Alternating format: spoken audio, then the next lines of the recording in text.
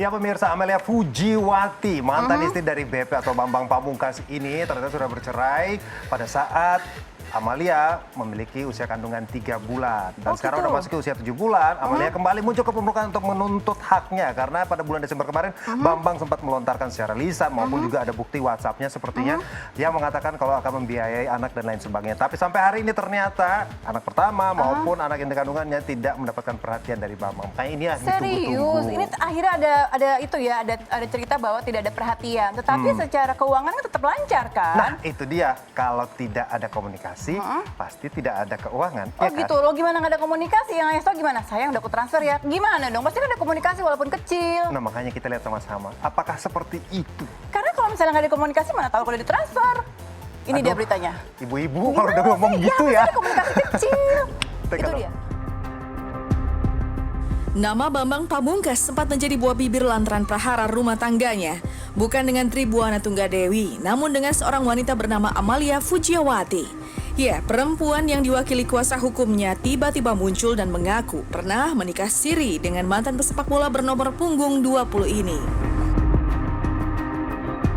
Statusnya menikah secara agama Islam dan belum didaftarkan. Dari pernikahan ini telah dikaruniai satu orang anak bernama Renasya Ayu Anjani, lahir pada tanggal 24 Februari 2019. Dan pada saat ini klien saya, saudari Ibu Amelia, sedang mengandung anak kedua dari Bapak BP dengan usia kandungan sekitar 5 atau 6 bulan. Namun setelah membeberkan hal ini, pihak Amalia Fujiwati hilang tanpa jejak.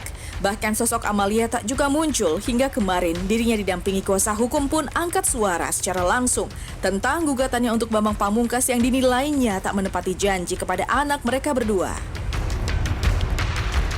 Izinkan saya, Mas Bambang, izinkan saya untuk mengingatkan kembali mengenai janji yang Mas Bambang sampaikan kepada saya secara lisan pada tanggal 27 Desember 2020. Dan kemudian beliau juga mengirimkan WhatsApp berupa soft file yang berisi dengan janji-janjinya beberapa hari kemudian kepada saya. Di antaranya adalah yang pertama, sebagai seorang ayah, beliau akan tetap memberikan nafkah lahir materi sebesar sekian rupiah setiap bulannya. Kemudian yang kedua, beliau akan menemui anaknya setiap 1 bulan sekali dan melakukan video call 2 minggu sekali. Yang ketiga, beliau akan menanggung biaya persalinan yang akan diberikan kepada saya pada bulan Mei 2021. Dan yang keempat, beliau akan menanggung biaya sekolah anak-anak sampai dewasa. Dari 4 janji yang telah dibuatnya, lelaki yang akrab disapa dengan panggilan BP ini lebih hanya menepati 1 janji saja. Memang masalah nafkah sudah diberikan, namun menurut pihak Amalia, BP memutuskan komunikasi sama sekali. Bahkan hal ini dinilai mempengaruhi kondisi psikologis anak mereka. Beliau hanya melakukan transfer bulanan saja melalui yang dikirimkan melalui rekening Mbak Tribuana Tunggadewi. Sedangkan untuk janji-janji lainnya belum beliau tepati, terutama mengenai janji yang memiliki efek langsung terhadap psikis Anjani, anak yang sudah ada dan sudah mengenal ayahnya.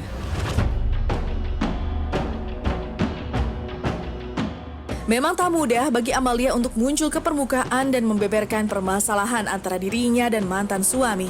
Namun baginya ini adalah jalan terakhir, lantaran BP tak jua menepati janjinya. Padahal upaya persuasif lain sudah ia lakukan hanya demi anak-anaknya.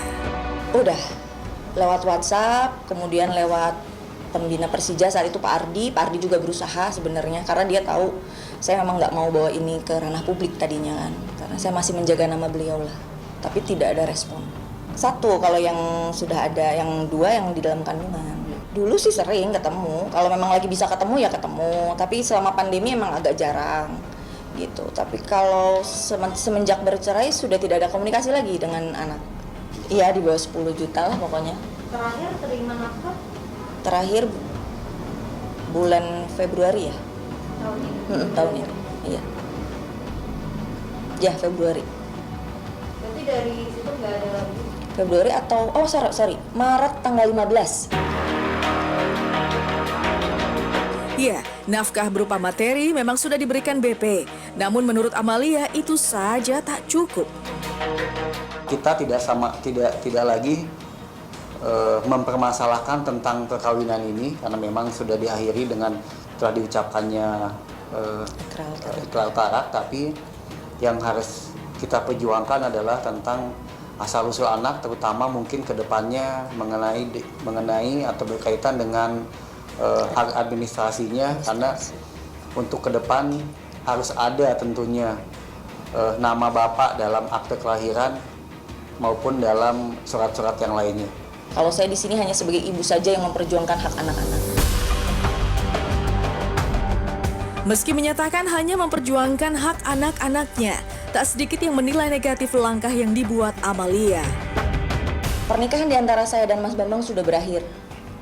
Ataupun bercerai ya, jadi sudah tidak ada urusan apapun juga antara saya dengan beliau secara personal.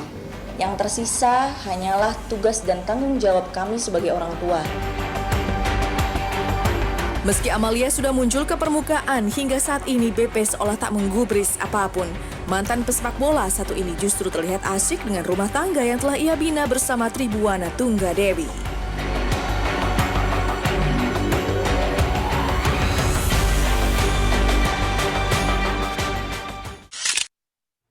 Ya pemirsa, balik lagi di bulan suci Ramadan ini kita berharap udah komunikasi yang terjalin. Karena bagaimanapun juga sekarang udah 7 bulan ya. Kasian juga Mbak Amalianya ini jalanin semuanya sendiri. Tapi mudah-mudahan nanti kalau soal finansial tadi udah dijelasin ya. Tiap bulan ada, terakhir tuh Maret katanya ya. Berarti soal finansial no comment ya. Tapi kalau soal perhatian dan tanggung jawab, kasih sayang terhadap anak mohon tetap dijaga.